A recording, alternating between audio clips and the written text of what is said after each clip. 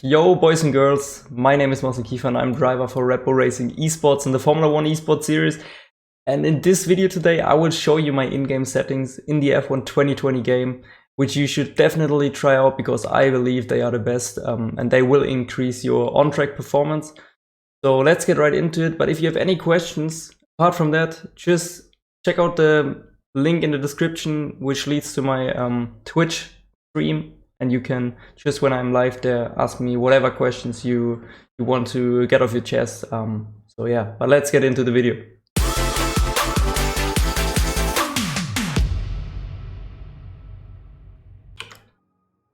Alright, getting into it.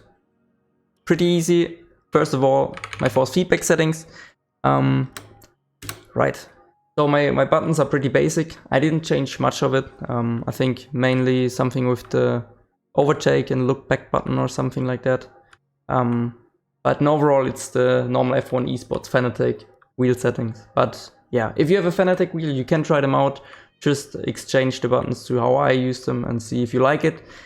But it's mainly down to preference here, like what you kind of press when you're driving. And if you don't have a Fanatic, then anyways, don't bother trying these out because it will probably mess your wheel settings up and you will be like, why is he driving like that? So yeah, the dead zone is set to 10, like my brake dead zone. Reason for that, on the Fanatic CSL Elite, like the brake sometimes has a little bit of an input on the straights. Especially like I like to lean my foot a tiny bit on the brake, like not really strong, but just like not lift my foot off the brake. I don't like that. So I like to run it on 10, which avoids all of these kind of unnecessary time losses on the straight.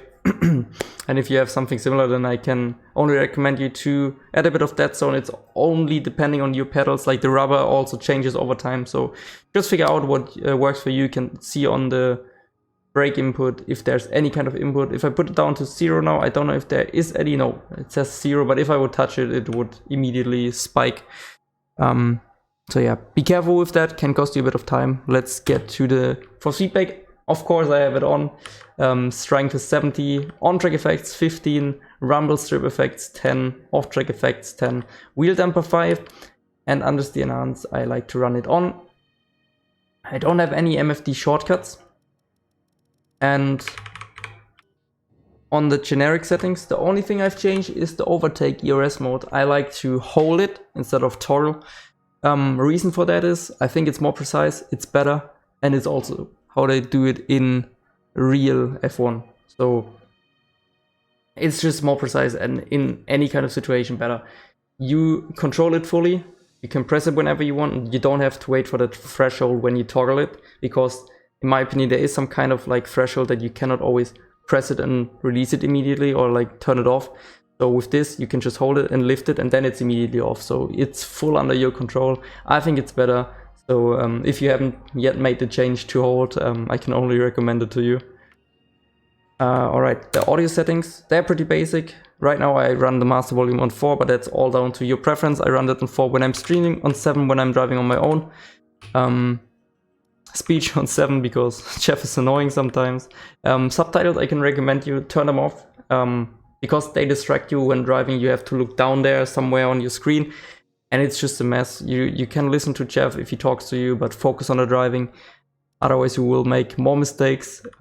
Dynamic range is set to full range, and radio verbosity is really important. Put that to responses only if you don't like to speak to Jeff a lot, sorry. Because usually it's on everything. Oh, I just got a follow. Sorry. I didn't turn these alerts off from Twitch. I have it on responses only because I don't like him to distract me. Yeah, and then you just have to ask him all the time for weather and stuff like that. But if you don't forget it, it's better. I can only recommend that to you. Alright, now the really important stuff. Graphic settings, probably the most important of this video. Usually I run my refresh rate on 240 Hz. Right now I'm on my desktop, which is a 140 Hz monitor, 144 Hz monitor. So if you, whatever your highest Hertz is and whatever your PC can run, use it. It's beneficial for your driving, makes the game smoother and better. VSync always turned off. It causes you input delay most of the time for your steering wheel and also probably on the pad and keyboard and whatever you are running as an input device. Can only tell you turn it off and never turn it on. It's not good. The frame rate limit is set to 145 because I believe it's just making my game run better on my PC from the experience that I've had. But it's all down to yours. Like I know some other drivers run it uncapped, some run it even higher capped, like 200 or something else. It doesn't matter. It's all down to your PC or your console or whatever. And what I can recommend you is anti-aliasing, set to TAA and Fidelity FX sharpening. It makes the game look a bit more crisp than the normal TAA, which the game recommends you. Makes the game look a bit nicer and also probably makes you spot a couple more details. So try it out, give it a shot. You don't have to use it, but I think it is quite good and also quite pleasing for the eye. So why not use it if it doesn't affect the performance of the game. And the anisotropic filtering is 16x. HDR is turned off. And now we get into the graphics advanced setup settings. I have it on custom. Everything is technically completely ultra low. But to make the game look a bit better, I tweaked a bit around just to see what actually affects the looks of the game. And there are 3 settings. That's lighting quality, particles, and texture streaming. The reason why I don't run them on ultra low, or here like the low setting is low, is because they make the game look horrible. And I don't want it to look like really bad because I don't know, I just don't enjoy it. So I will show you how it looks on low, and then the smallest change, which is medium, and it really doesn't affect your game or shouldn't affect your game in PC too much. And you will immediately see a big change in how the game looks.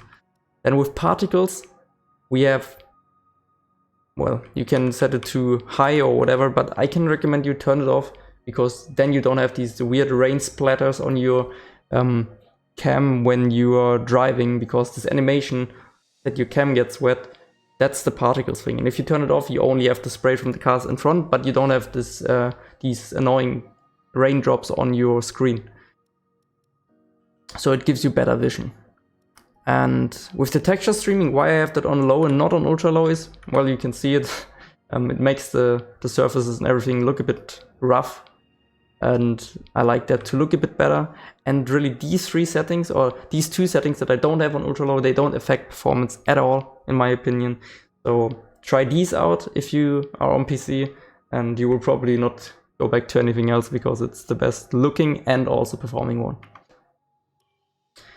Alright, so I run my gamma adjustment settings on 1.0 and motion blur on 100%. That's already it. There's nothing else to it.